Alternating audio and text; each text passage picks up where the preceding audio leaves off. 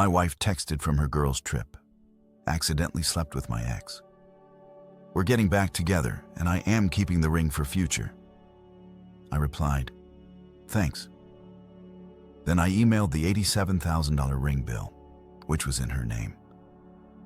And then Thursday night, 11:23 p.m., and I was exactly where any self-respecting 29-year-old man should be on a random weeknight, planted on my couch in boxers and a Nirvana t-shirt I'd been wearing since Tuesday, absolutely demolishing some kid from Portugal in FIFA Ultimate Team.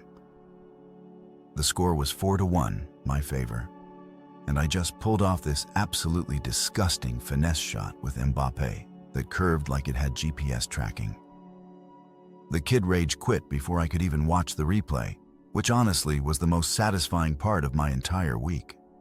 My wife Sabrina had been gone for 5 days on what she called a much-needed girls' trip to Miami, which apparently involved a lot of poolside selfies, overpriced cocktails with names I couldn't pronounce, and her college friends pretending they still had the metabolism of 21-year-olds. I wasn't complaining, though. I'd been living like a feral bachelor, eating cereal straight from the box, leaving dishes in the sink overnight without getting a passive-aggressive lecture about our shared space, and falling asleep to ESPN without someone sighing dramatically every 15 minutes.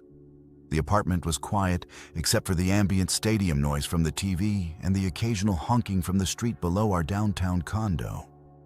I was in that perfect zone of existence where nothing hurts, nothing matters, and you're just vibing with artificial crowd sounds and the glow of a 65-inch screen. Then my phone buzzed on the coffee table, dancing across a stack of unopened mail and an empty bag of Cool Ranch Doritos. I figured it was probably Sabrina sending another group photo with her friends doing that awkward "we're having so much fun" pose that women do when they're 3 margaritas deep and trying to prove something to Instagram. I almost ignored it, but something made me pick it up. Maybe instinct, maybe boredom, maybe the universe deciding it was time to hit me with a plot twist I absolutely did not order. The text was from Sabrina, and the preview on my lock screen just said, "Hey babe, this is super awkward, LOL." I unlocked my phone with my thumbprint. And that's when my Thursday night officially upgraded from chill to what in the actual hell. The full message read, "Hey babe, this is super awkward, LOL." But I ran into my ex, Travis. We accidentally slept together. I realized I'm not over him. We're getting back together. Sorry, this is so last minute. I sat there staring at the screen like my brain was a Windows 95 computer trying to load a 4K video. The little dots appeared, then disappeared, then appeared again.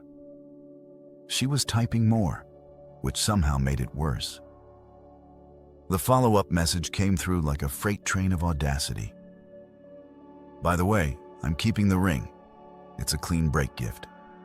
I'll use it for my future with Travis. Don't contact me."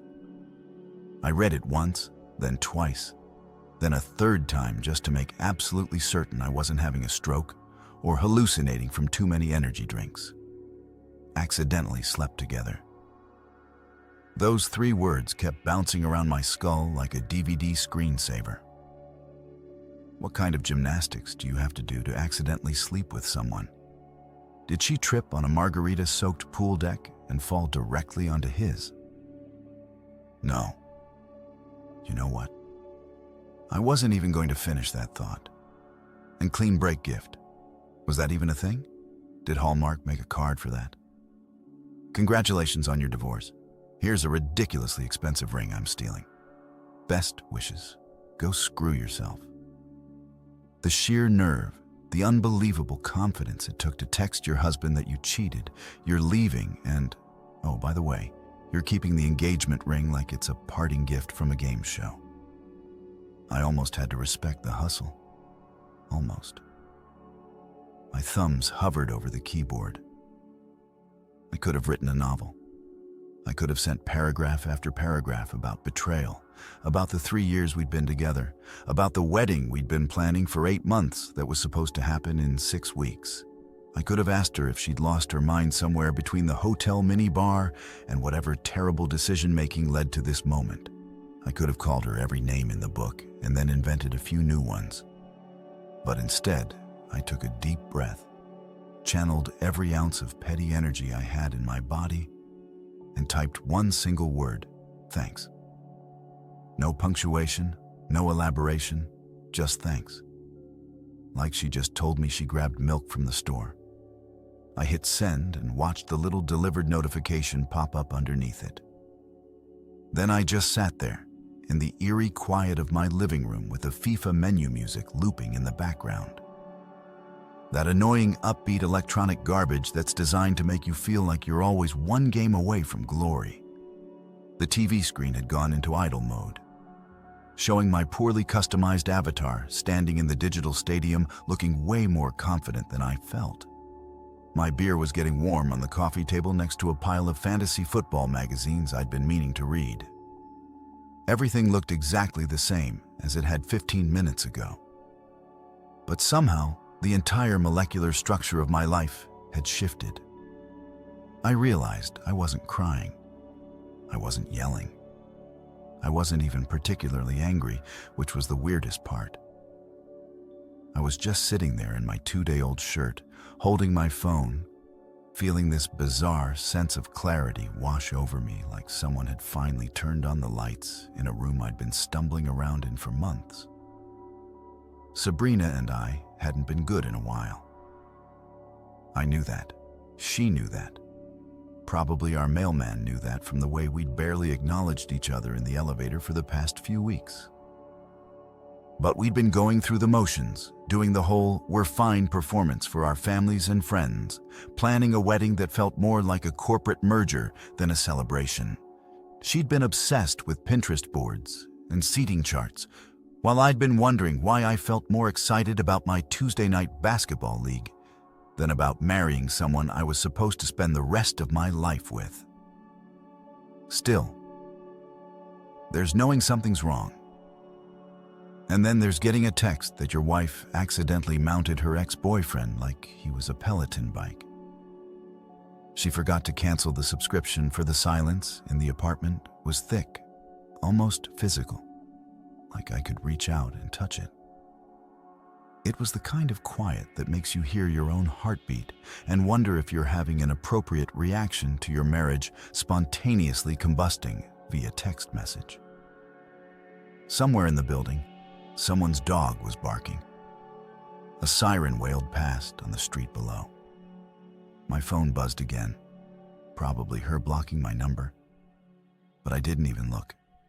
I just sat there, controller in one hand, beer in the other, and let the weight of it all settle on my shoulders like the world's most unwelcome blanket.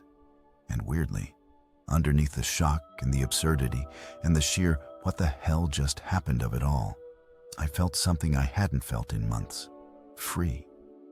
The thing about getting dumped via text by your wife, who's currently banging her ex in a Miami hotel, is that it gives you this weird superpower: clarity.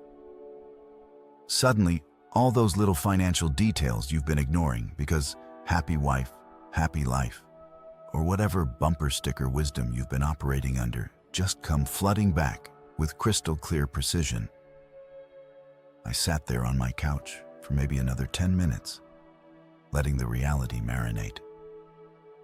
And then something clicked in my brain like a light switch being flipped by a very petty electrician. That ring, that goddamn ring she was planning to wear while building her future with Travis, like it was some kind of romantic heirloom instead of what it actually was, an $87,000 debt bomb with my name all over the payments. Let me back up and paint you the full picture of this financial disaster, because it's honestly a masterpiece of bad decisions and male stupidity. 6 months ago, Sabrina had dragged me to this boutique jewelry place in the fancy part of downtown. The kind of place where they buzz you in like you're entering a bank vault and immediately offer you espresso from a machine that probably costs more than my car. The jeweler, this guy named Marcus, who wore more rings than Johnny Depp and had an accent I couldn't quite place, but screamed I'm going to separate you from your money with European charm, sat us down at a glass table and started pulling out diamonds like he was dealing cards at a very expensive poker game. Sabrina's eyes lit up like a kid in a candy store. Except this candy store sold compressed carbon for the price of a decent used BMW. She'd done her research too, which should have been my first red flag. She had screenshots on her phone, printouts from wedding blogs, and a whole folder of inspiration that basically translated to, "I want something that will make my college friends feel inadequate," on Instagram. She kept using words like clarity and cut quality in statement piece, which I now realize was code for financially irresponsible flex. We're talking about a 3.7 carat diamond, custom designed in some setting that Marcus assured us was very modern, very investment worthy. Which is jewelry speak for you're about to pay double what this is worth. The price tag made my stomach drop like I was on a roller coaster. But Sabrina had this look in her eyes. That mix of desire and determination that I'd learned over 3 years meant I was going to lose this argument before it even started. Here's where it gets really good though, and by good, I mean spectacularly stupid on my part. Sabrina insisted on opening the jeweler's credit line in her name. She sold it to me as this genius financial move, talking about how it would boost her luxury credit profile for future big purchases, how it would diversify her credit mix, how all the influencers and financial advisors she followed on TikTok said this was smart money management. I, being the supportive fiancé who was trying really hard to be the kind of modern husband who doesn't control his partner's financial decisions, said, "Sure, whatever makes you happy." What I didn't fully process at the time was that while her name was on the credit agreement, I was the one who set up automatic monthly payments of $2,900 from my checking account to hers, which she would then use to pay down the balance. It was this convoluted system that made 0 sense, but she'd explained it with enough confidence that I just nodded along like an idiot. So now, sitting in my living room at almost midnight, still wearing my crusty Nirvana shirt and experiencing what I can only describe as an out-of-body level of spite, I opened my laptop. The blue light illuminated my face like I was a hacker in a bad movie.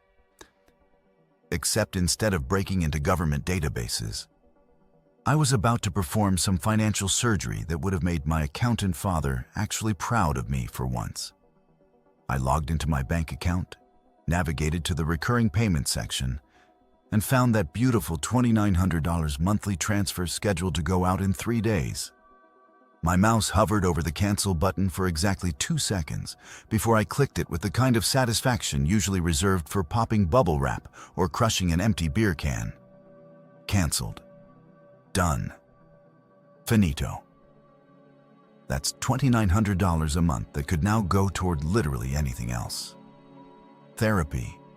A new gaming setup. Hiring a skywriter to spell out Travis is getting an $87,000 surprise over Miami Beach. But I wasn't done. Oh no, I was just getting warmed up.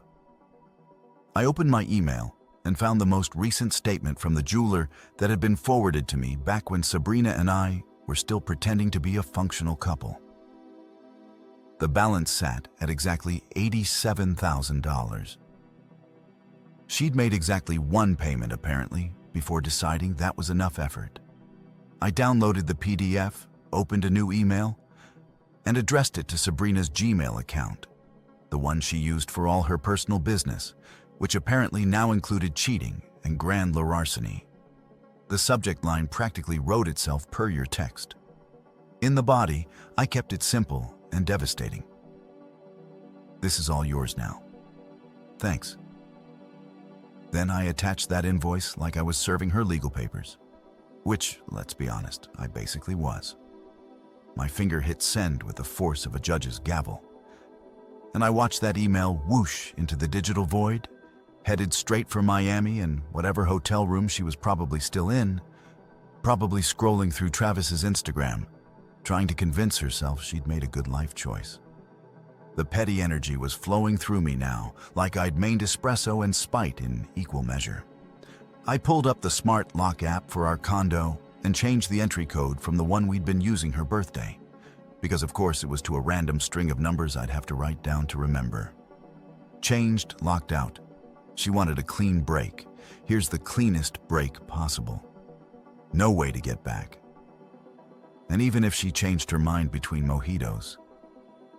Next up was the divorce lawyer. And luckily, I had one on speed dial.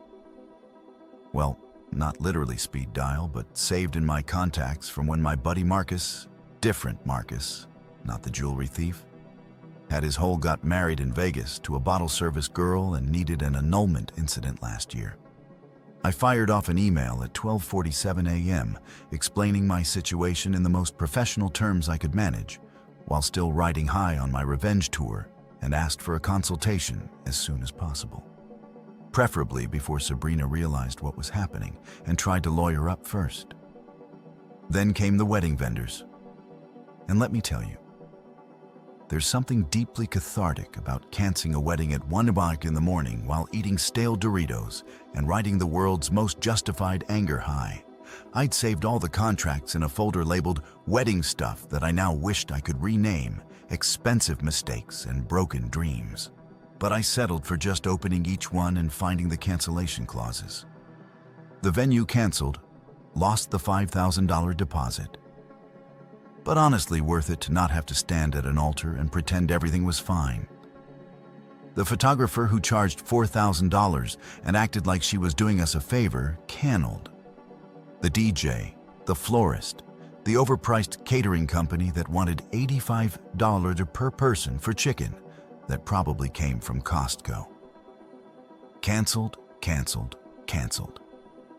Each email I sent felt like dropping weight off my shoulders, like I was literally deleting the future we'd been planning and replacing it with blessed nothing.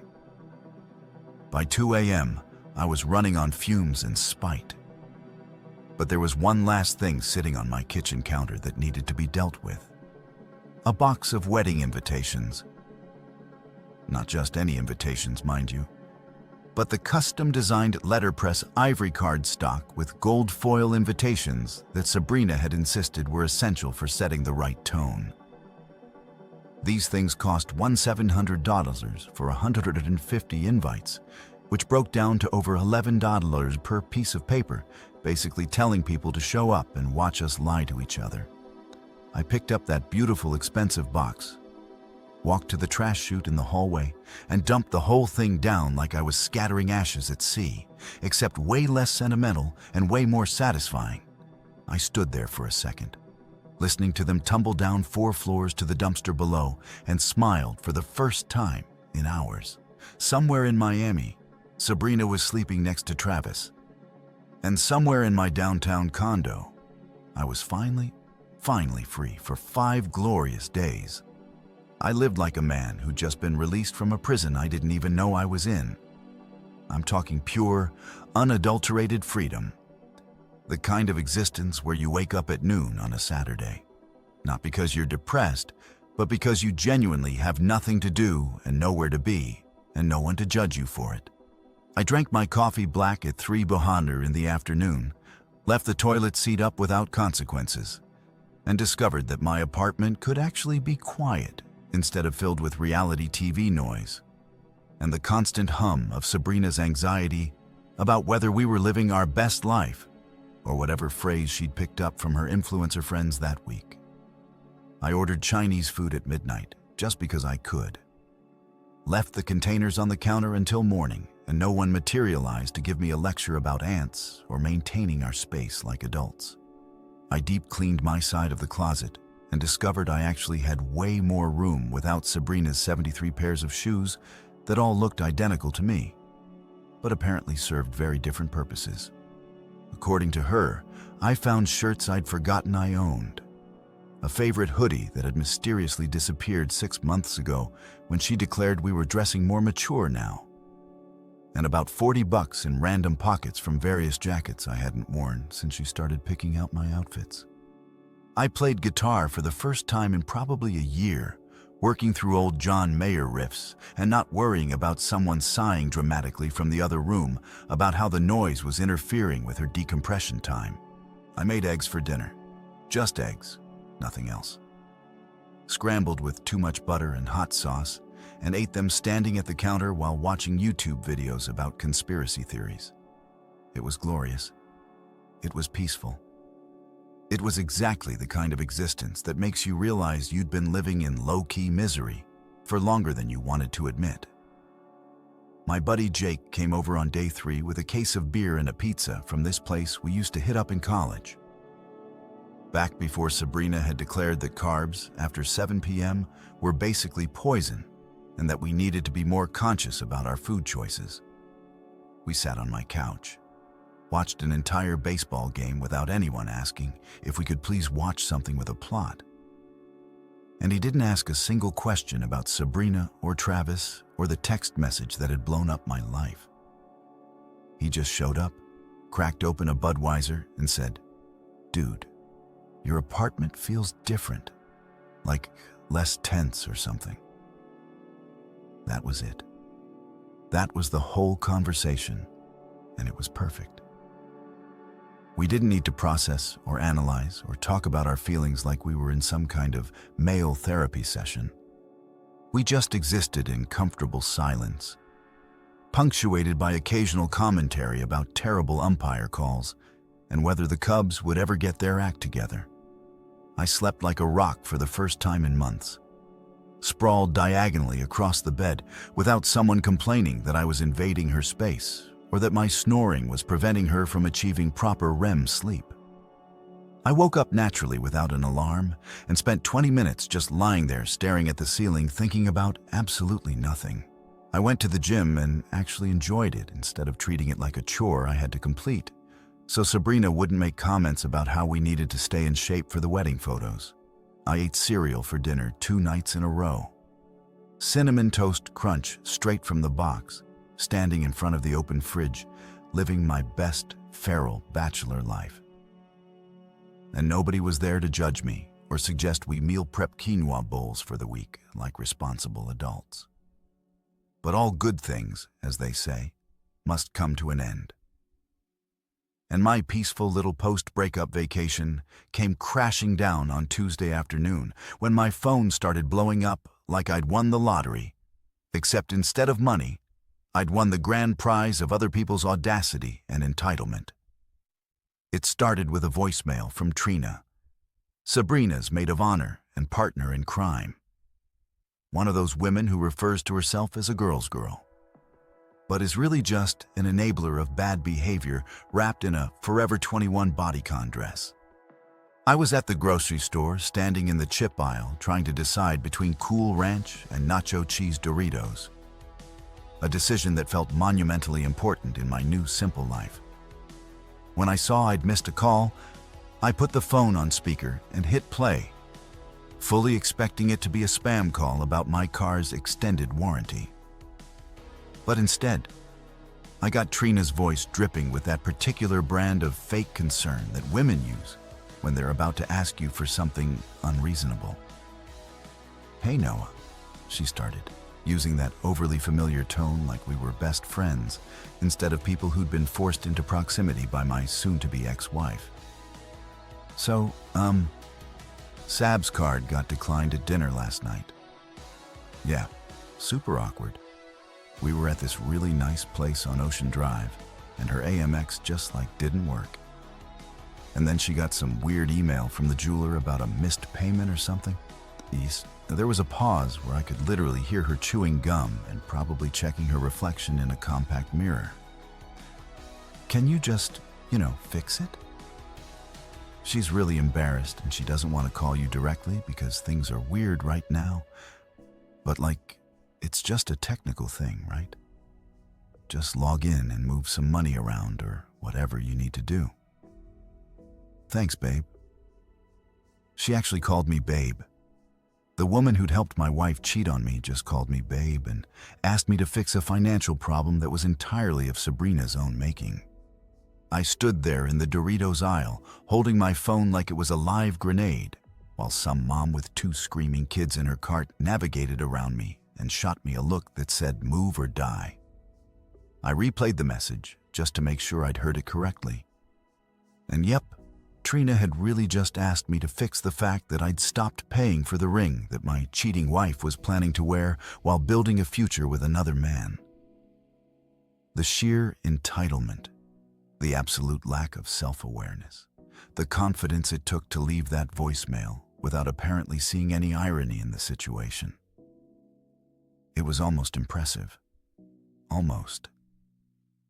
I deleted the message without responding, grabbed both bags of Doritos because screw choosing, and headed to the checkout line, already bracing myself for whatever fresh hell was coming next. And come it did about 3 hours later, right as I was settling into a dinner of leftover pizza and a beer. My phone rang with a number I recognized immediately because it had been programmed into my contacts with the label Patricia Danger. That would be Sabrina's mom, Patricia Morrison. A woman who'd perfected the art of passive-aggressive warfare and could make you feel guilty for things you didn't even do. She was one of those mothers who still called her 30-year-old daughter my baby and treated every boyfriend or husband like a temporary employee who was probably going to be fired soon. I let it ring twice while debating whether answering would be worth the entertainment value. Then figured, what the hell? Might as well see how deep this rabbit hole goes. "Noah," she said without preamble, her voice carrying that particular tone that wealthy white women use when they're about to lecture someone they consider beneath them. "We need to discuss this situation with Sabrina's ring payment." She called me absolutely distraught. "Darling, distraught?" She said, "You forgot to make the payment and now her credit score is going to be affected." She said, "Forgot?" Like it was a genuine possibility. Like I was some kind of absent-minded professor who just overlooked a minor detail rather than a man who'd been cheated on and deliberately cut off payments to a debt that wasn't his responsibility. I took a long pull from my beer, savoring the moment before I responded, "Patricia, I didn't forget anything. Sabrina left me via text to get back together with her ex. She explicitly said she was keeping the ring. So the ring and all financial obligations attached to it are now exclusively her problem." I kept my voice even professional, almost like I was explaining a business transaction rather than the collapse of a marriage. There was a sharp intake of breath on the other end. The kind of sound people make when they're not used to being contradicted. You can't just stop paying Noah. That's punishing her for a mistake. My daughter made a mistake and you're being vindictive and small about it. Her voice had risen about 2 octaves, and I could practically see her clutching her pearls in whatever overpriced yoga outfit she was probably wearing. "A mistake," I repeated slowly, letting the word hang in the air between us. "Patricia."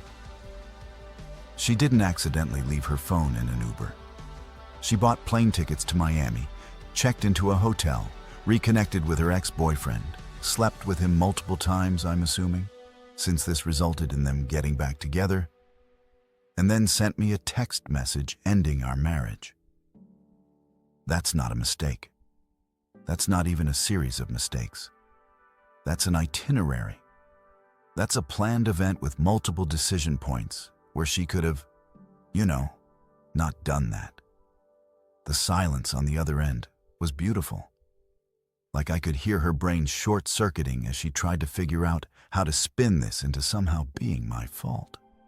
"Well," she finally sputtered, "you must have driven her to it somehow. Sabrina wouldn't just, people don't just." She couldn't even finish the sentence, too caught up in her delusion that her precious daughter was somehow the victim in this scenario. "There's nothing to fix here, Patricia," I said, finishing my beer and tossing the bottle toward the recycling bin. "Sabrina made her choices. She can live with the consequences. Have a great evening."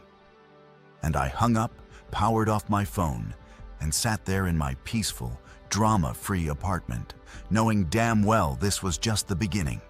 I'd made it exactly 72 hours past the Patricia phone call before the universe decided that peace was overrated, and I needed more chaos in my life. It was Friday evening around 8 p.m., and I was doing what any reasonable, newly single man does on a Friday night, absolutely nothing productive. I'd ordered Thai food, cracked open my third beer of the evening, and was halfway through a documentary about some guy who climbed Mount Everest without oxygen, which seemed like a reasonable metaphor for my current life situation. My phone had been blissfully quiet all day after I'd blocked about 15 numbers, including Trina, Patricia, and a few other members of Sabrina's entourage, who apparently thought they had any business in my life. I was in that perfect zone of relaxation where your brain finally stops running through all the terrible scenarios and just lets you enjoy pad thai and other people's bad decisions. Then the intercom buzzed. Not a polite single buzz either, but that aggressive, repeated buzzing that means someone downstairs is leaning on the button like they're trying to trigger a fire alarm. I paused the documentary. The guy was literally about to summit. Rude timing, and walked over to the intercom panel by my door, already knowing in my gut that my peaceful evening was about to get spectacularly ruined. I pressed the talk button, and before I could even say hello, Sabrina's voice came screaming through the speaker at a volume that probably violated noise ordinances. Noah, open the goddamn door. The code doesn't work. I know you're up there. Your car's in the garage. Stop being petty and let me in. I need to get my things. Her voice had that particular quality of someone who's used to getting their way through sheer volume and persistence. And I could hear traffic noise in the background, along with what sounded like someone else saying something I couldn't quite make out. I looked at the intercom like it was a snake that had just appeared in my kitchen, took a deep breath, and pressed the talk button again.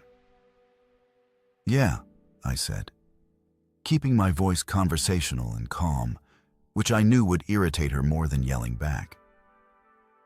"The code doesn't work because I changed it, and that's intentional. You texted me that you weren't coming back. You said don't contact you.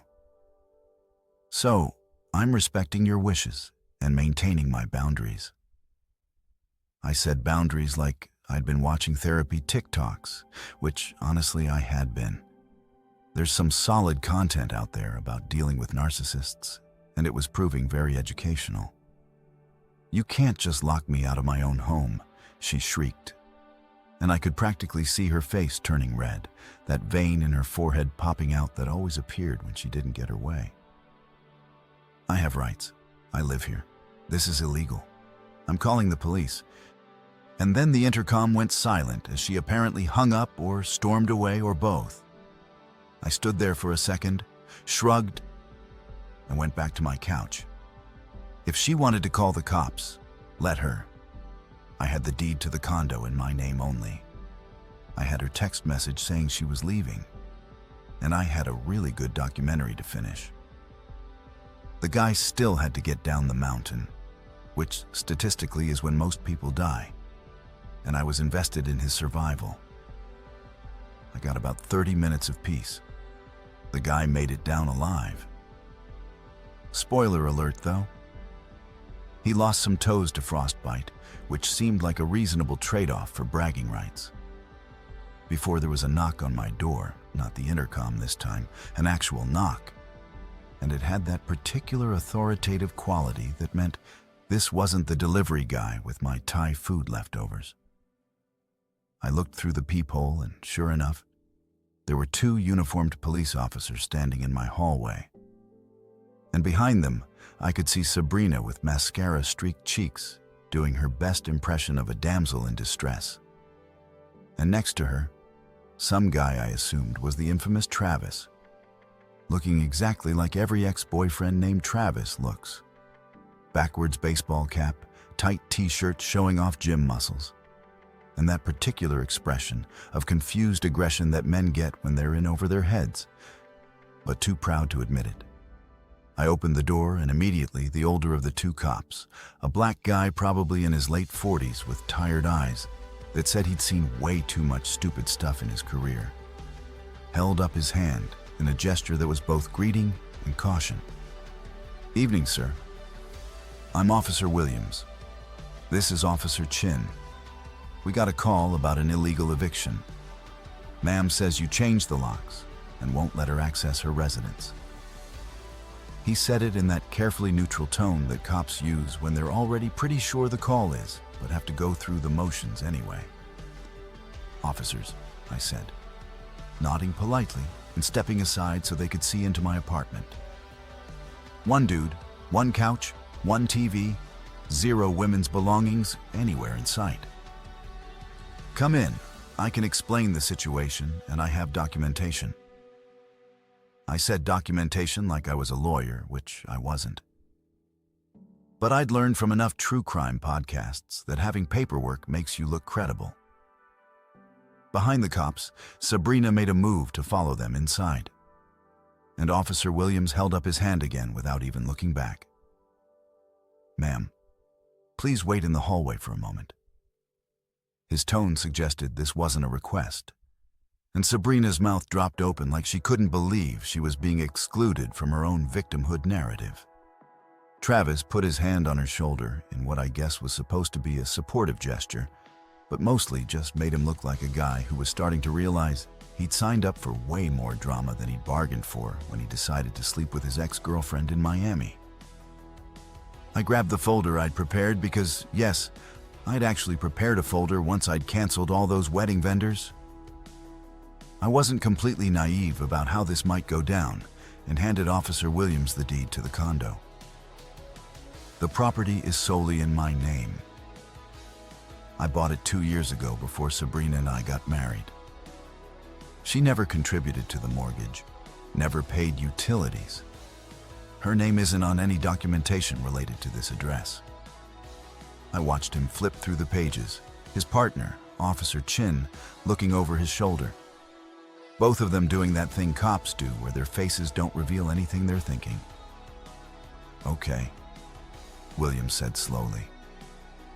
"But if she's been living here, even without her name on the deed, she may have established tenancy, which means you can't just," he started to explain, probably gearing up for the standard tenant rights speech. And I held up my phone, which I'd been smart enough to screenshot every message from that Thursday night before Sabrina could delete anything or claim it never happened. "She sent me this text 5 days ago," I said, pulling up the screenshots and handing him my phone. "She explicitly states she's leaving me, getting back together with her ex.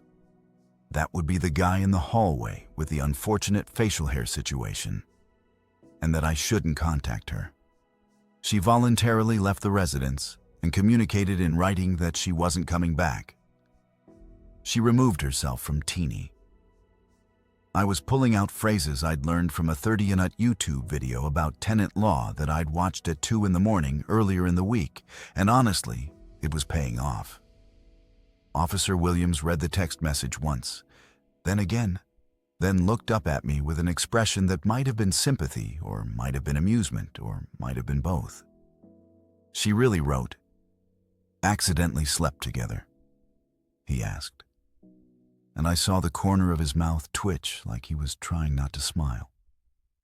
Officer Chun leaned in to read it too, and I watched her eyebrows go up so high they almost disappeared into her hairline. "Yep," I said accidentally, like she tripped and fell into a romantic reconciliation in Miami. These things happen, apparently. I couldn't keep the sarcasm out of my voice. And honestly, I didn't try very hard. Officer Williams handed me back my phone and walked to the door, opening it to where Sabrina and Travis were huddled in the hallway, trying to look pitiful and failing miserably because Sabrina was wearing Gucci sneakers and Travis was checking his phone like he had somewhere better to be. "Ma'am," Officer Williams said, his voice taking on that firm quality that meant the conversation was basically over. Your husband has shown me documentation proving sole ownership of this property. And he's shown me text messages where you explicitly state you're leaving the relationship and not coming back. This clearly indicates voluntary abandonment of the residence. This is not an illegal eviction. This is a domestic matter that you'll need to resolve through the appropriate legal channels, meaning divorce court, not the police department. Sabrina's face went through about 5 different expressions in rapid succession. Shock, anger, disbelief, more anger, and then this calculating look that I recognized as her. I'm about to say something I think is really clever face. But before she could launch into whatever speech she'd prepared, Travis, sweet, stupid Travis, decided this was his moment to be a hero. He stepped forward, puffing out his chest like a rooster about to fight, and pointed at Sabrina's hand, where that massive diamond was catching the hallway light and probably blinding passing airplanes.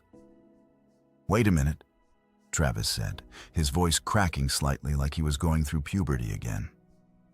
"She's wearing an $87,000 ring. He gave it to her, and now he's trying to steal it back. That's theft.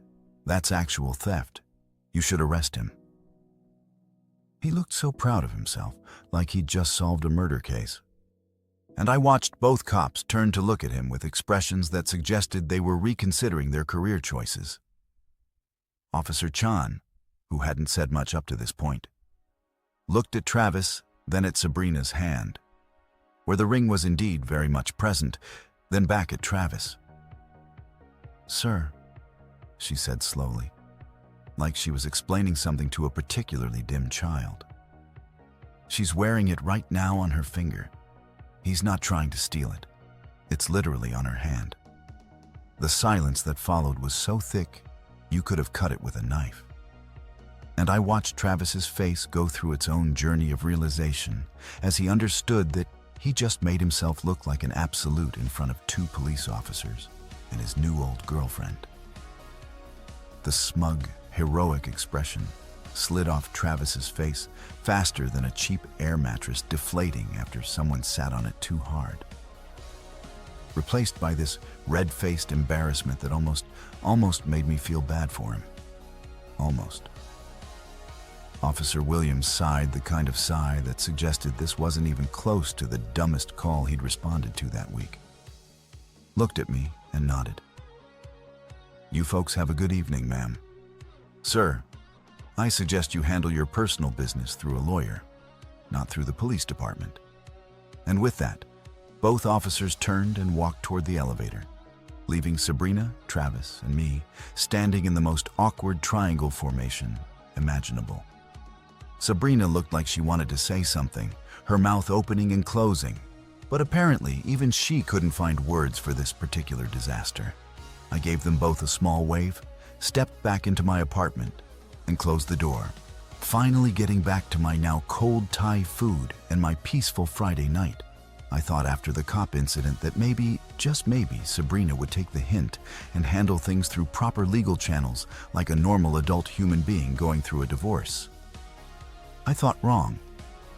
Because apparently when you're the kind of person who accidentally sleeps with your ex and then tries to keep an $87,000 ring like it's a participation trophy, you're also the kind of person who thinks rules and social norms are more like gentle suggestions that don't really apply to you. I discovered this delightful personality trait exactly 1 week after the police visit when I went down to check my mail and found my mailbox absolutely exploding with correspondence. Like it was Christmas morning at a hoarder's house. I'm talking stuff to the point where the little metal door wouldn't even close properly with envelopes and catalogues and various pieces of mail jammed in there at impossible angles like someone had been playing Tetris with my postal delivery. I stood there in the lobby of my building at 9 a.m. on a Tuesday. I'd taken the week off work because my boss had taken one look at my face when I explained the situation and said, "Go home. Figure your life out. We'll see you when you're ready." And just stared at this explosion of paper products. wondering what fresh hell had manifested overnight. I started pulling stuff out, and immediately my confusion turned into that very specific kind of anger that comes when you realize someone is actively trying to screw you over in a new and creative way. Neiman Marcus catalog addressed to Sabrina Morrison, my address. Sephora VIP member magazine. Sabrina Morrison, my address. Restoration hardware furniture porn. Sorry, I mean catalog. Sabrina Morrison, my address. Then the real fun stuff started showing up. A late payment notice from American Express, a credit alert from Experian, a reminder about an overdue balance from Nordstrom, and my personal favorite, a collections notice from the jewelry company that was apparently not thrilled about the $87,000 ghost payment situation. Every single piece of mail, all probably 25 or 30 items, was addressed to Sabrina at my condo using my unit number, establishing a paper trail that suggested she still lived here, even though she very clearly did not and had not for over a week. I gathered the entire pile against my chest like I was carrying a very annoying baby, and took it back upstairs to my apartment, spreading it all out on my kitchen counter in a formation that looked like a crime scene evidence board. This wasn't accidental. This was strategic. This was Sabrina, or more likely Sabrina, on the advice of whatever bargain basement lawyer she'd probably found on Yelp, trying to establish continued residency at my address so she could claim tenant rights, or complicate the divorce, or just generally make my life more difficult because she was apparently the kind of petty that gives petty people a bad name. I took a picture of the whole spread with my phone, sent it to Alex, my lawyer, the guy who'd helped my buddy Marcus with his Vegas marriage disaster, and who I'd officially hired 3 days ago after our consultation meeting, where he'd laughed so hard at my situation, he'd actually cried and waited for him to call me back. It took about 15 minutes. "Noah," Alex said when I answered, and I could hear him still chuckling in that way lawyers do when they encounter something so absurdly predictable that it's almost adorable. "Let me guess, you checked your mail today?" Alex was one of those guys who seemed perpetually amused by human stupidity, which I guess is a good quality in a divorce lawyer since his entire job is basically dealing with people at their absolute worst. He was probably in his early 50s, had an office that looked like it belonged in a movie about Boston lawyers, even though we were nowhere near Boston, and charged $400 an hour, which seemed expensive until you realized he was worth every penny. "My mailbox looks like Sabrina's shopping addiction threw up in it," I said, picking up the American Express notice and reading the balance. $1,200. Jesus Christ, what had she been buying? Everything's addressed to her at my place. I'm assuming this is some kind of scheme.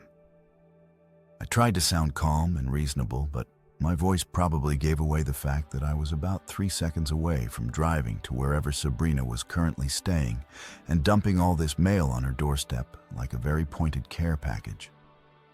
"It's an old trick," Alex explained. And I could hear him typing in the background, probably taking notes or billing me for this call or both. "She's trying to establish continued residency through mail delivery. The logic is that if she can show she still receives mail at that address, she can argue she never really left. That the text message was sent in emotional distress, that you illegally evicted her, blah, blah, blah. It's not a great strategy, honestly, especially since we have that text message and the police report. But it's annoying enough that we need to shut it down immediately." More typing. "Here's what we're going to do. Gather every single piece of mail addressed to her. Write return to sender. Address E does not live here on each one. Don't open anything. Don't throw anything away. Just mark it and put it back in outgoing mail. Do this with every piece of mail you receive for her from now on. We're creating our own paper trail showing that she doesn't live there and that you're not accepting mail on her behalf." It sounded simple enough. Tedious, but simple like most things related to divorce seem to be. Got it? I said, already looking around for a marker. Anything else I should know? Any other fun tricks she might try? I was learning that divorce was apparently like a very expensive, very stressful game of chess where your opponent kept trying to flip the board over and claim they'd won. Just document everything. Alex said his standard advice that he'd probably given to 1,000 clients before me. Take photos, save emails, keep records. If she tries to have packages delivered there, refuse them at the door. If she shows up in person, don't engage. Just call me. The more professional and by the book you are, the better you look when this inevitably ends up in front of a judge. He paused. And Noah, don't write anything stupid on the mail. No snarky notes, no commentary, just the standard return language. I know it's tempting, but trust me, it's not worth it. I spent the next hour at my kitchen counter with a thick black Sharpie, carefully writing return to sender. Address E does not live here on every single piece of mail. The catalogs were easy, just one line across the address label. The bills and notices required more precision since I didn't want to obscure any important information that might be needed later. There was something deeply satisfying about it. This repetitive task that felt like I was actively fighting back against Sabrina's schemes, one envelope at a time. Each stamp of the Sharpie was like a small victory, a tiny declaration that, no, she didn't live here anymore. No, she couldn't just pretend nothing had changed. And no, I wasn't going to make her life easier by forwarding her mail or accepting her packages or any of the other things that a reasonable ex-spouse might do in a normal divorce. The restoration hardware catalog was particularly thick, probably 60 pages of overpriced furniture that all looked vaguely the same. And I spent a solid minute debating whether to flip through it first, just to see what kind of stuff Sabrina had been fantasizing about, buying with money she didn't have. But Alex's voice echoed in my head. Document everything. Stay professional. Don't give her ammunition. So, I just marked it up and added it to the pile. The collections notice from the jewelry company was harder to mark without feeling a surge of vindictive joy. This was the consequence of her decisions. The paper manifestation of her hubris and greed, and the belief that she could just take an $87,000 ring and face no repercussions. I wanted to write something snarky on it. Maybe good luck with that, or hope Travis's good credit, or even just a smiley face. But I restrained myself and stuck with the standard language. When I was done, I had a neat stack of about 30 pieces of mail, all clearly marked, all ready to go back into the postal system. I took another photo of the stack, sent it to Alex with a caption that just said, "Mission accomplished," and headed down to the lobby. Our building had an outgoing mail slot near the mailboxes, one of those brass deals that looked fancy, but was probably installed in 1987 and hadn't been updated since. I stood there feeding each piece of mail through the slot, watching them disappear one by one, imagining them making their way back through the postal system to wherever Sabrina had submitted her change of address form, landing on her doorstep or in her temporary mailbox or wherever she was currently hiding out with Travis. The mailman, Jerry, who I'd seen around the building for the past 2 years and had always seemed like a solid dude, came through the lobby door just as I was finishing up. He was probably in his 60s, black guy with gray at his temples and the kind of weathered face that comes from spending decades outside in all kinds of weather. "Hey, Noah," he said, nodding at me and then noticing the pile of mail I was holding. "Everything okay?" That's a lot of returns. His tone suggested he'd seen this kind of thing before, probably dozens of times in his career. The aftermath of breakups and divorces and roommate situations gone wrong. All played out through the United States Postal Service. "My wife moved out," I said, keeping it simple because Jerry didn't need the whole story. "She's trying to pretend she still lives here. I'm correcting the record. I held up the last few pieces of mail, all clearly marked with my Sharpa declaration. Jerry nodded slowly, understanding, crossing his face, and adjusted his mailbag on his shoulder. Yeah, I've seen that before. Had a lady on my route once who kept changing her ex-husband's address to her place, then refusing his mail, then changing it back, then refusing it again. Went on for like 6 months until a judge told them both to knock it off. He shook his head. People get weird about mail when relationships end, like it's the last thing they can control or something. He gave me a sympathetic look. Just keep returning it. Eventually, the system figures it out. And hey, at least you're being civil about it. Some people write some really nasty stuff on those returns. I've seen things that would make your grandmother faint. I thought about the note I'd considered writing. Also, please take your delusions with you, and smiled. Yeah, my lawyer said to keep it professional. No commentary, just the facts. Jerry nodded approvingly and continued on his route, leaving me standing in the lobby with my empty hands and a small sense of accomplishment. It wasn't much, just mail, just paperwork, just another tedious task in the endless series of tedious tasks that apparently made up the divorce process. But it felt like progress, like I was actively dismantling her attempts to maintain control, one returned catalog at a time. If there's one thing I learned during this whole divorce circus, it's that some people will believe absolutely anything if it's packaged with the right amount of emotional manipulation and fake tears.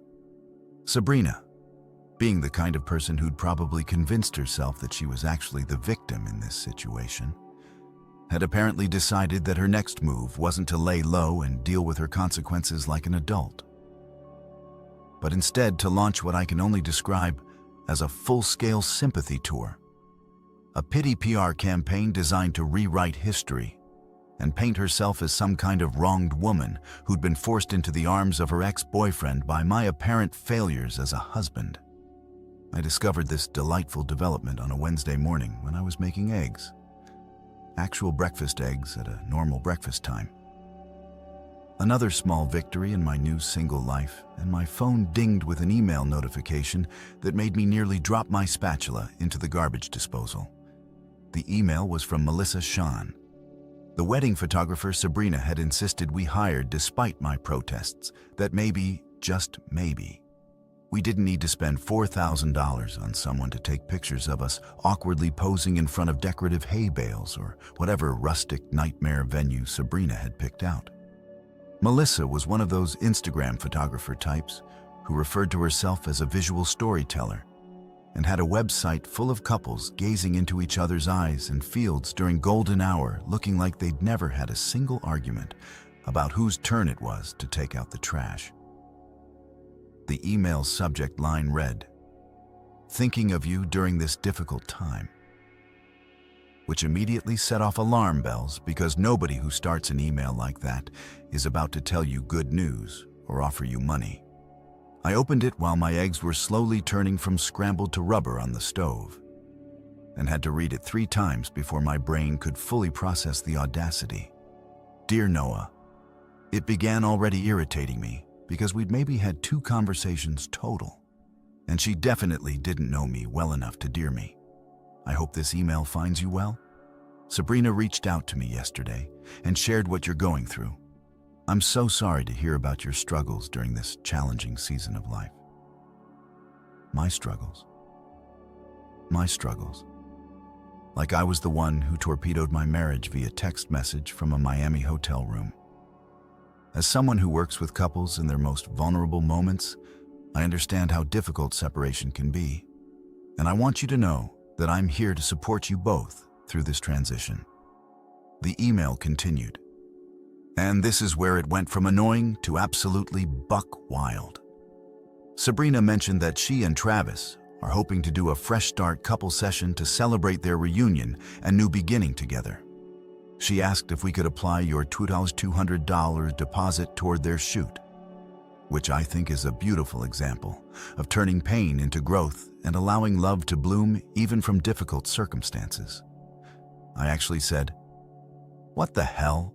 out loud to my empty apartment, startling myself with the sound of my own voice. She wanted to use my deposit. My money that I'd paid 6 months ago for a wedding that was never going to happen because my wife had decided to upgrade to her ex-boyfriend to take romantic photos of said wife with said ex-boyfriend. The mental gymnastics required to present this as somehow reasonable or beautiful or an example of love blooming was Olympic level.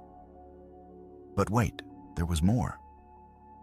Because Melissa apparently wasn't done demonstrating her complete lack of professional boundaries or basic common sense. I believe in the power of new beginnings and the importance of documenting love in all its forms. If you're open to this, it would mean so much to Sabrina during this healing process, and I think it would show tremendous grace and maturity on your part. Please let me know your thoughts when you have a chance. Sending you light and positive energy during this time of transformation. Light and positive energy. She'd signed off with light and positive energy like she was some kind of spiritual guru instead of a person who was basically asking if she could steal my money and use it to photograph my ex-wife's new relationship. I stood there in my kitchen, holding my phone in one hand and a spatula in the other. My eggs now completely destroyed and stuck to the pan, trying to decide if I was more angry or impressed by the sheer boldness of this request. This was next-level entitlement. The kind of thing you'd see in a Reddit thread where everyone in the comments would be saying, "This can't be real. Nobody is actually this clueless." Except it was real and happening to me in real time. I briefly considered responding myself. Maybe something along the lines of, "Dear Melissa, absolutely not. Also, please consider taking a class on professional ethics and maybe basic human decency." But I'd learned my lesson about handling this stuff directly. Instead, I forwarded the email to Alex with a message that just said, "Can you believe this?" and went to make new eggs because these ones were unsalvageable, much like my faith in humanity. Alex called me back within an hour, and I could hear him laughing before he even said hello. Noah, my guy. I've been practicing law for 23 years, and I thought I'd seen every possible variation of people being terrible to each other during divorces. But this is genuinely a new one. She wants to use your money to take engagement photos with her new boyfriend or old boyfriend, whatever he is. He was still chuckling. That deep laugh that suggested he was going to tell this story at lawyer happy hours for years to come. This is actually insane. Like clinically, objectively insane. I'm billing you for this call, but honestly, I should be paying you for the entertainment value. So, I'm assuming my answer should be no. I said, scraping my ruined eggs into the trash and starting over for the third time, because apparently I couldn't cook and deal with emotional turmoil simultaneously. Or is there some legal reason I have to let her steal my deposit for her romantic photo shoot with the guy she cheated on me with? I was being sarcastic, but also genuinely asking because divorce law was apparently full of weird loopholes and technicalities that made no logical sense. "Oh, hell no," Alex said, his lawyer voice kicking in now. "All business. That deposit is yours. You paid it for services that are no longer being rendered because your wedding was canceled due to your wife's infidelity. The photographer has no legal right to transfer it to another client without your explicit consent. And you are absolutely not giving that consent. I'm going to send her a response that's professional, but very, very clear about why this is not happening." I heard him typing, probably already drafting the email. And Noah, this is actually good for us. It shows that Sabrina is continuing to act in bad faith, trying to take things that belong to you, trying to manipulate service providers into giving her free stuff. This is the kind of behavior that makes judges very unsympathetic. The email Alex sent to Melissa was a masterpiece of professional passive aggression. I got CC'd on it about 30 minutes later, and it opened with, "Dear Ms. Chun, I represent Noah Harris in his divorce proceedings. He has forwarded me your recent email regarding the misappropriation of his wedding photography deposit." Misappropriation. I love that he went straight for legal terminology that made it sound like a crime, which, honestly, it kind of was. The email continued, "Please be advised that the $2,200 deposit paid by my client is his property and was rendered for specific services related to his wedding to Ms. Morrison. Services which are no longer needed due to circumstances beyond my client's control." Beyond my client's control. Nice way of saying because his wife cheated on him without actually saying it. But the real kicker was the closing paragraph. "Any attempt to transfer, apply, or otherwise utilize my client's funds for services benefiting Ms. Morrison and her companion would constitute theft of services and breach of contract. My client does not consent to such use under any circumstances. Furthermore, if Ms. Morrison wishes to book photography services with you, she should do so using her own financial resources rather than attempting to appropriate funds that do not belong to her. This pattern of behavior is well documented and will be presented in divorce proceedings as evidence of financial impropriety and bad faith dealings." Alex had attached case law citations at the bottom, probably just to make it look extra official and intimidating. Though I had no idea if they were even relevant, or if he just pulled them from a random folder to pad the email. The best part was the sign-off. "Please confirm receipt of this email and your understanding that Mr. Harris's deposit will be refunded in full per the terms of your original contract or held for potential future use by him exclusively. Any further attempts to coordinate with Ms. Morrison regarding my client's financial accounts will be considered harassment and dealt with accordingly." Dealt with accordingly. I could practically hear the threat in those words, even though Alex had never explicitly said what accordingly meant. It was beautiful, professional, and absolutely devastating. Melissa responded within 2 hours. Apparently, the combination of legal terminology and the threat of being accused of theft had motivated her to suddenly become very professional. Her email was brief and devoid of all the light and positive energy nonsense from before. "Mr. Harris, I apologize for any confusion. Your deposit will remain in your account and will not be transferred or used for any other clients. If you would like to request a refund, please let me know. Thank you for your understanding." No mention of Sabrina. No mention of fresh starts or new beginnings. No mention of grace or maturity or any of the emotional manipulation she'd tried before. Just a straightforward business response from someone who'd suddenly remembered that being a photographer didn't give her license to play therapist or financial advisor. I never responded to her directly. Alex said it was better to leave it there. Let her sweat about whether I was going to push for legal action or just let it go. The truth was, I didn't particularly care about the $2,200 at that point. I'd already written off way more money in wedding deposits and the ring payments and all the other financial debris of my imploded marriage. But the principle mattered. The fact that Sabrina had actually called up our wedding photographer, spun some sob story about my struggles, and asked to use my money for her new relationship photos. That was the kind of behavior that needed to be shut down immediately and firmly. Not because I was vindictive, though, let's be honest. I was feeling pretty vindictive at that point. But because if I let her get away with it once, she'd try it again with the caterer, the venue, the DJ, every vendor we'd booked, systematically trying to transfer or steal or manipulate her way into getting free stuff on my dime. I'd been divorced from reality long enough at this point, about 3 weeks into this nightmare, that I thought I'd seen every possible way Sabrina could try to twist the situation in her favor.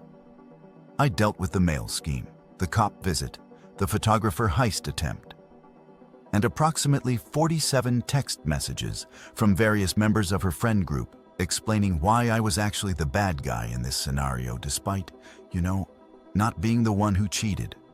So, when Alex called me on a Thursday morning and opened with "sit down for this one," I actually laughed because what else could possibly happen? Turns out I was adorably naive about just how low this whole situation could sink. Sabrina hired a lawyer, Alex said, and I could hear papers rustling in the background. Well, hired might be generous. She found someone. His name is Mitchell Brandenburg. Works out of a strip mall office between a vape shop and a place that does eyebrow threading. His website has a stock photo of a gavel and the tagline "Fighting for Your Rights" in Comic Sans font. Alex paused for effect. "Noah, I'm going to be straight with you. This guy is either completely incompetent or he didn't bother to read any of the case facts before drafting this demand letter, because what I'm holding in my hands right now is possibly the most legally absurd document I've encountered in my entire career. And I once had a case where a guy tried to sue his ex-wife for custody of their shared Netflix account. I was sitting at my kitchen table with my laptop open, pretending to work from home, but actually just scrolling through apartment listings because even though this condo was mine, the whole place felt contaminated now with Sabrina memories that I wanted to escape. "How bad are we talking?" I asked, already bracing myself because Alex's tone suggested this was going to be entertainingly terrible. What's she asking for? The condo? My kidney, firstborn child? I don't have. "Try $125,000, Alex said, and I heard him flip through pages. Let me read you the breakdown because it's truly spectacular. First, she wants the full $87,000 for the ring debt, which she's claiming you manipulated her into opening because, and I'm quoting here, "The defendant used his superior financial knowledge and emotional influence to trick the plaintiff into assuming debt that was meant for their shared future." Superior financial knowledge. Noah, you work in IT project management. You're not Warren Buffett. You didn't manipulate anyone into anything. She wanted a massive ring. She signed the credit application herself, and now she's mad about the consequences. I rubbed my temples, feeling a headache forming behind my eyes. Okay, that's insane but predictable. What's the other $38,000 for? Emotional damages from me being mean enough to stop paying for her jewelry after she cheated on me. The sarcasm in my voice was thick enough to spread on toast. But Alex wasn't done destroying my morning. Close. He said she's claiming $25,000 in emotional distress damages because you publicly humiliated her by changing the locks and forcing her to involve law enforcement, which caused her severe anxiety and reputational harm. And then there's $13,000 for something her lawyer is calling credit rehabilitation costs, which is apparently what it's going to cost to repair her credit score after. Again, quoting the defendant's financial sabotage campaign. Financial sabotage. You stopped paying for a ring she stole. That's not sabotage. That's just basic cause and effect. But apparently Mitchell Brandenburg missed that day in law school. I let out a laugh that sounded slightly unhinged even to my own ears. So, let me get this straight. She cheated on me, dumped me via text, stole an $87,000 ring, tried to move back into my condo with police assistance, attempted to steal my photography deposit, and is now suing me for $125,000 because I had the audacity to not continue funding her terrible life choices. Did I miss anything? Or is that the complete list of how I'm apparently the villain here? Oh, there's more, Alex said. And I could hear the grin in his voice because he was clearly enjoying this on some level. probably because he knew exactly how this was going to play out. Brandenburg's letter includes a whole section about how you failed to provide adequate emotional support during your marriage, which drove Sabrina to seek comfort elsewhere. He's actually trying to argue that your emotional neglect is what caused her to cheat.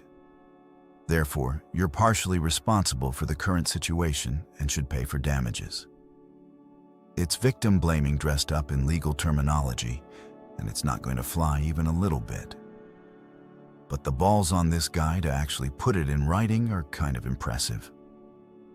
I stood up from my kitchen table and walked to the window, looking out at the city below, where normal people were going about their normal Thursday mornings, probably not dealing with strip mall lawyers trying to extort them for 6 figures.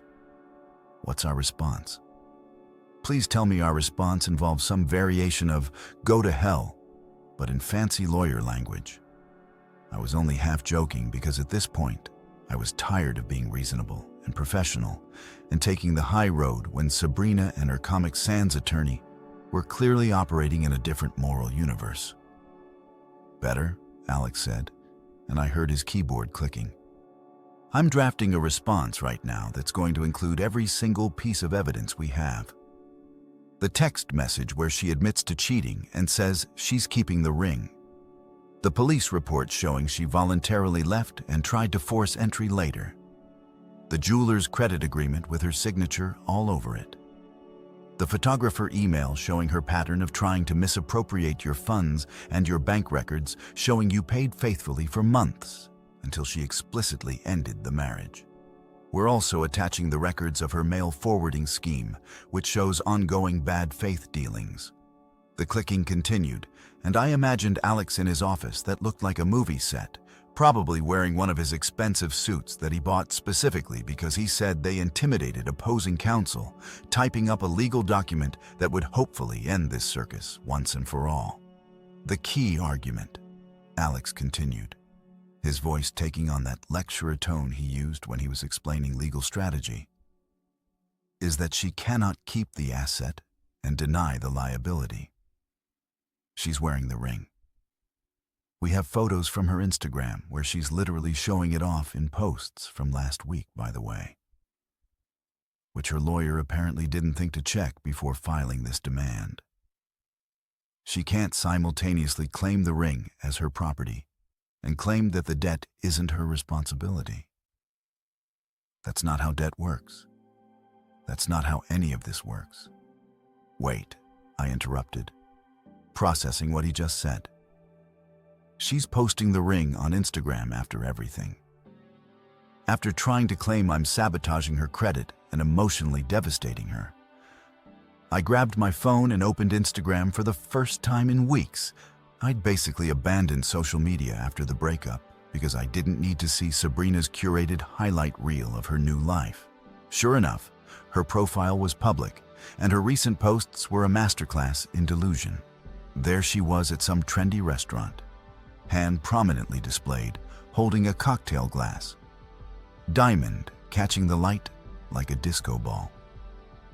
The caption read, "New beginnings and grateful for second chances, gemstone sparkles." With about 100 comments from people who clearly didn't know she'd stolen that diamond from her marriage. Another post from 3 days ago showed her and Travis at the beach, her hand on his chest, ring front and center. Caption reading, "Sometimes love finds you when you least expect it." Water wave red heart. I scrolled through her friends' comments. "Lots of you deserve this, queen, and so happy for you. And that ring is gorgeous," and felt my blood pressure rising. She was literally parading around the stolen ring like it was a trophy, posting it all over social media, but simultaneously claiming through her lawyer that I was the one causing her emotional distress and credit problems. The cognitive dissonance was spectacular. "Yeah," Alex said clearly, having already done his social media reconnaissance. "She's not exactly being subtle about it, which from a legal standpoint is fantastic for it, because it completely undermines her claim that you're trying to steal the ring back or that she's suffering in any way from your sabotage. She's literally using it as a prop in her new relationship announcement tour.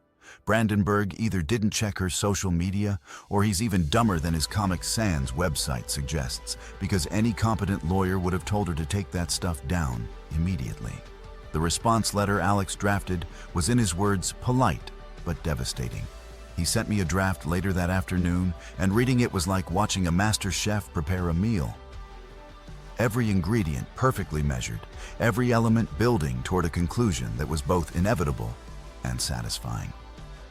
It opened with the standard legal pleasantries before systematically dismantling every single claim in Brandenburg's demand letter.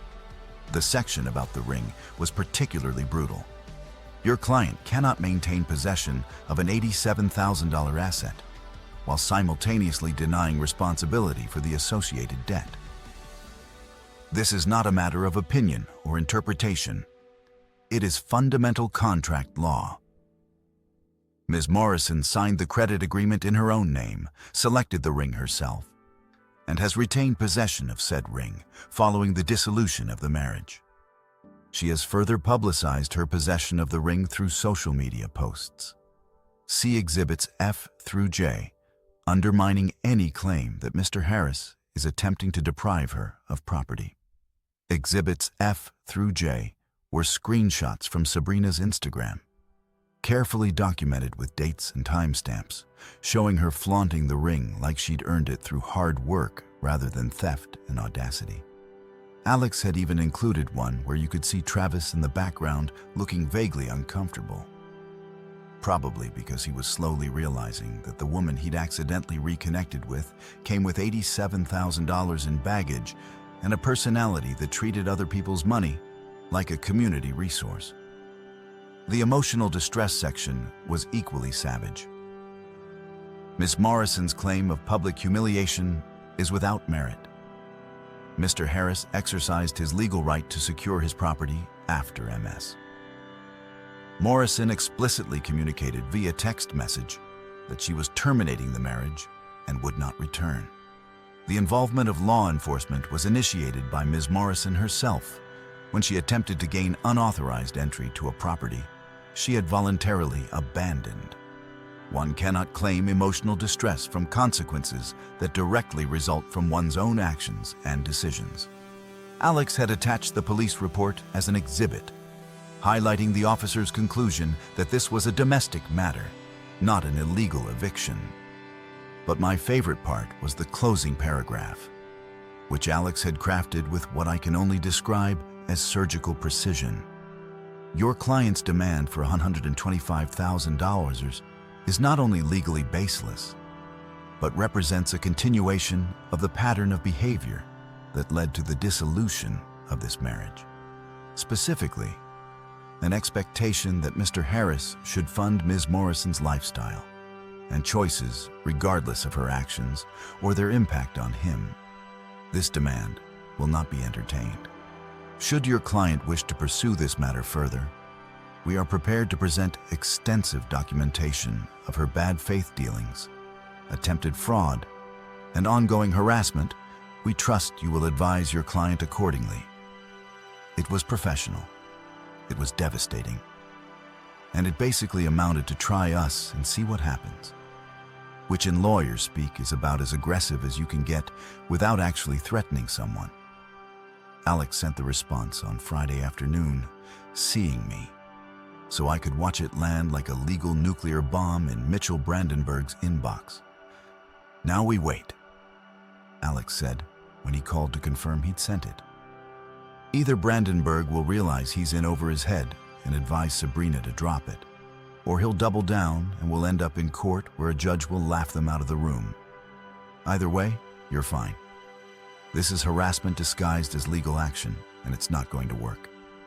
I thanked him, hung up, and cracked open a beer, even though it was only 4:00 p.m. on a Friday. Because if there was ever a time to day drink, it was while watching your ex-wife's legal case implode before it even started. Sunday night, 9:47 p.m., and I was doing absolutely nothing of importance. sprawled on my couch in sweatpants, watching a documentary about some billionaire's yacht that cost more than a small country's GDP. The kind of content you watch when your brain is too fried to handle anything with an actual plot. I'd spent the weekend in blissful ignorance of whatever fresh hell Sabrina and her discount lawyer were cooking up, choosing instead to focus on important life questions like whether I should order pizza or Chinese food, and if buying a PlayStation 5 counted as healthy emotional processing or avoidance behavior. I decided on both pizza and the PlayStation. Because if you can't make questionable financial decisions during your divorce, when can you? My phone rang from somewhere in the couch cushions, buzzing like an angry bee that had gotten trapped in the upholstery.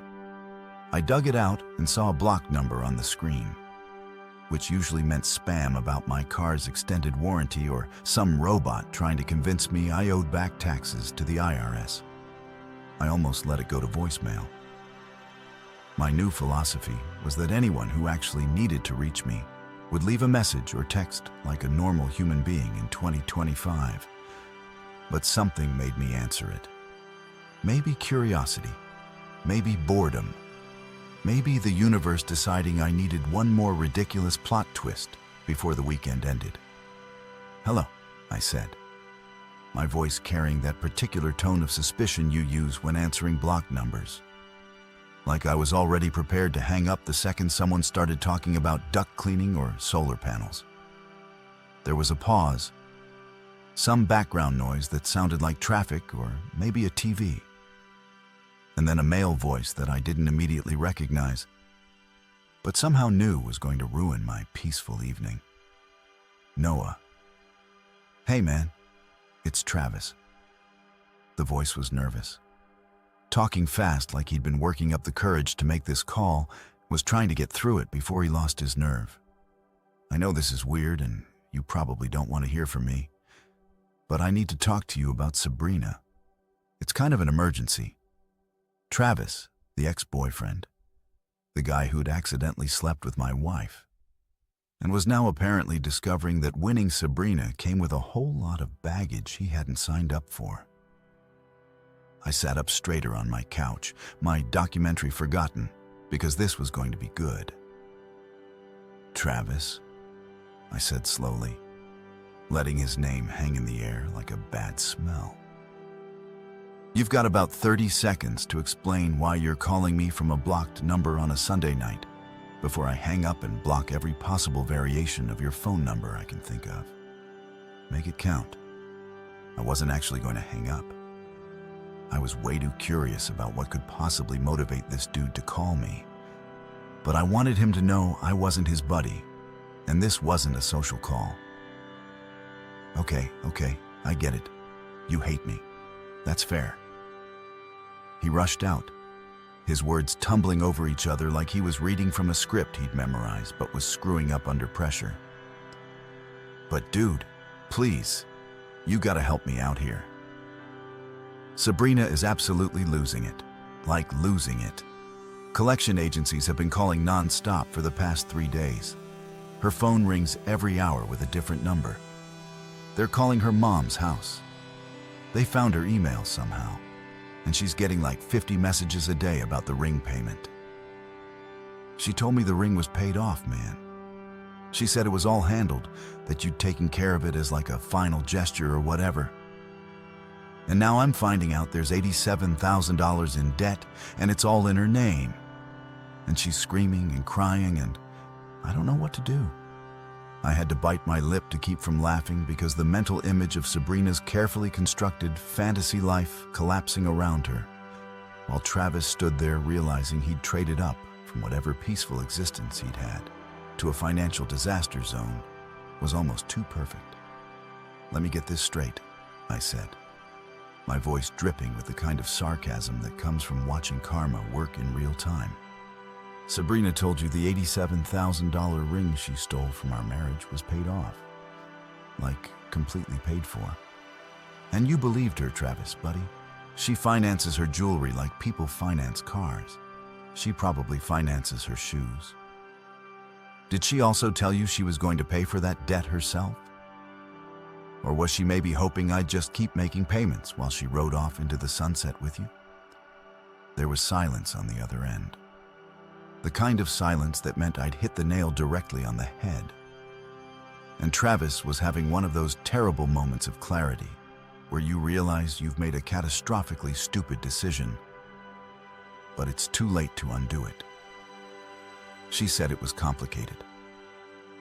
He finally managed, his voice smaller now, less demanding. She said you were being vindictive about the money stuff because you were hurt. But that legally the ring was hers and the debt would get resolved in the divorce. I didn't think. I didn't realize. He trailed off, probably realizing that admitting he'd done zero due diligence before getting back together with a woman who'd just blown up her marriage was not making him look great. You didn't think I finished for him? Feeling a surge of petty satisfaction that was probably unhealthy, but felt amazing in the moment. You slept with a married woman, helped her end her marriage via text message from a hotel room, and didn't think to ask basic questions about her financial situation, or whether maybe, just maybe, there might be some consequences to wearing an $87,000 ring that she'd never actually paid for. That's not complicated, Travis. That's just you being an idiot. I probably should have been more sympathetic. Dude was clearly in over his head. But honestly, he'd made his bed. Or in this case, he'd accidentally fallen into Sabrina's bed. And now he got to lie in it, along with $87,000 in jewelry debt, and a girlfriend who apparently hadn't mentioned that minor detail. We tried to sell it, Travis blurted out.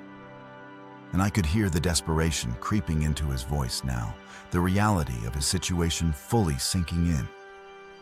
Like we looked into selling the ring to pay off the debt, or at least make a big payment to get the collection agency's offer back. We took it to 3 different jewelers, man. 3 different places. You know what they said? He didn't wait for me to answer. They said that because it's a custom ring, because it's so specific to Sabrina's specifications or whatever, that it would maybe fetch $30,000 on the resale market. $30,000, dude. That's like a third of what she owes. She had a complete meltdown in the last jewelry store.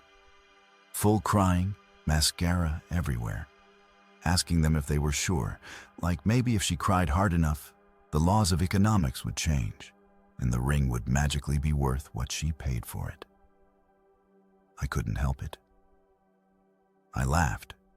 A real, genuine laugh that came from somewhere deep in my chest. The kind of laugh you experience when the universe delivers justice so perfectly that it feels almost scripted. Sabrina had picked that ring herself, insisted on every custom detail, demanded that specific setting and cut, and whatever else she'd explained to Marcus the jeweler while I sat there nodding and silently calculating how many years of payments this was going to be. She'd wanted a statement piece, something unique that none of her friends would have, something that would photograph well on Instagram and make people jealous. And now that uniqueness, that custom specialness, meant the ring was worth maybe a third of what she owed on it. Karma wasn't just real. It was petty and perfect and better at revenge than I could ever be. That's rough, Travis, I said, not even trying to hide the amusement in my voice. Turns out financing your jewelry based on emotional value rather than resale value is a bad investment strategy. Who knew? Oh, wait. Literally everyone except Sabrina. I could hear him breathing on the other end, probably trying to figure out if there was any angle he could work here. Any way to convince me to swoop in and save them from the consequences of their own choices. Can't you just, I don't know, man, work something out? Make a payment or two to get them to stop calling. She's going crazy, Noah. She's not sleeping. She's snapping at everyone. She keeps screaming at me about how this is all your fault for abandoning your financial commitments or whatever. She threw a plate at the wall last night, an actual plate. It shattered everywhere, and her mom had to come over and calm her down. Travis sounded exhausted, like he'd aged 5 years in the 2 weeks since he decided to accidentally reconnect with his ex-girlfriend. I thought I was getting back together with the girl I knew in college. You know, the fun, spontaneous girl who was down for anything. This is not that girl. This is like a completely different person who comes with $87,000 in debt and a persecution complex. Yeah. Well, welcome to the reality I lived in for 3 years. I said, feeling zero sympathy for his situation. That fun, spontaneous girl? That was an act, Travis. That was Sabrina's highlight reel, her best behavior. The version she performs when she's trying to lock someone down. The plate throwing blame, everyone else. Financially irresponsible disaster you're dealing with now. That's the real Sabrina. That's the woman who opens $87,000 credit lines for rings she can't afford, who thinks consequences are optional, and who will absolutely make every single problem in her life someone else's fault. Congratulations on your reunion. I hope you two are very happy together, preferably far away from me and my bank account. Travis made a sound that might have been a laugh or might have been a sob, hard to tell over the phone. "So, you're not going to help?" he said. And it wasn't really a question, more like the final confirmation of something he'd already known before he called. "You're just going to let her credit get destroyed and let the collection agencies keep calling and let her have a complete breakdown over this." "Travis, I'm not letting her do anything," I said, my patience for this conversation rapidly running out. Sabrina is an adult woman who made adult decisions. She wanted the ring. She signed for the ring. She kept the ring after ending our marriage. And now she gets to pay for the ring. That's not me being vindictive or cruel or whatever story she's telling you. That's just basic cause and effect, something she's apparently never learned. And honestly, the fact that she's having a breakdown, throwing plates, and blaming everyone but herself just proves I made the right choice in not fighting to save this marriage. You won. Buddy, you got the girl? Enjoy your prize. I hung up before he could respond. Sat there for a second, staring at my phone, and then did something I probably should have done weeks ago. I blocked Sabrina's number, her mom's number, Trina's number, and every other person associated with this circus that I could think of. I was done. Done with the drama. Done with the manipulation. Done with people calling me expecting me to fix problems that weren't mine to fix. I turned my documentary back on. Adele ordered that Chinese food I'd been debating and felt lighter than I had in months. Somewhere out there, Sabrina was having a meltdown about consequences. And somewhere in here, in my paid-off condo with my destroyed marriage finally in the rearview mirror, I was finally genuinely at peace. Friday morning, 10 a.m. sharp, and my intercom buzzed with the police department announcing they were here for a civil standby. Cops speak for we're babysitting adults who can't handle a breakup like grown-ups. I buzzed them up along with Alex, who'd insisted on being present because apparently Sabrina's strip mall lawyer had threatened legal action if I didn't return her belongings, despite the fact that I'd already texted her 3 times offering to leave everything in the lobby. The same cop from before, Officer Williams, showed up looking like he'd rather be literally anywhere else. Behind him stood Sabrina, her mom, Patricia, doing her best impression of a woman wronged by society, and Trina, the enabler, all dressed like they were attending a funeral instead of picking up boxes of shoes and overpriced candles. No, Travis this time. Apparently, he'd reached his limit on Sabrina-related drama and had wisely evacuated the premises. Smart man. Took him long enough. I'd spent the previous evening packing 14 boxes of her stuff, clothes, makeup, books she'd never read. Decorative pillows that served no purpose except taking up space. Everything labeled, organized, stacked neatly by my door like I was running a very depressing storage facility. When the door finally closed behind Sabrina and her entourage of enablers, Alex turned to me with this smirk that said he'd seen this exact scenario play out 100 times before. "She's done," he said, packing up his briefcase like a surgeon who just completed a successful operation. "She'll probably declare bankruptcy within 6 months and lose the ring anyway. The collection agencies don't care about her feelings or her fresh start with Travis." I nodded, cracking open a beer even though it wasn't even noon yet. So, basically a full circle moment. She gets nothing, loses everything, and I get my life back. "Exactly," Alex said, heading out. That night, I did something I'd been wanting to do for 2 years. I painted my living room this deep, charcoal gray that Sabrina had always vetoed as too depressing. Turns out, it's actually peaceful as hell. Word through the grapevine is that Sabrina's credit score now starts with a 4, and Travis blocked her number after his card got declined at Olive Garden during what was supposed to be a romantic date night. I lost about $25,000 in wedding deposits and ring payments. But I gained something better: silence, sanity, and one absolutely legendary story.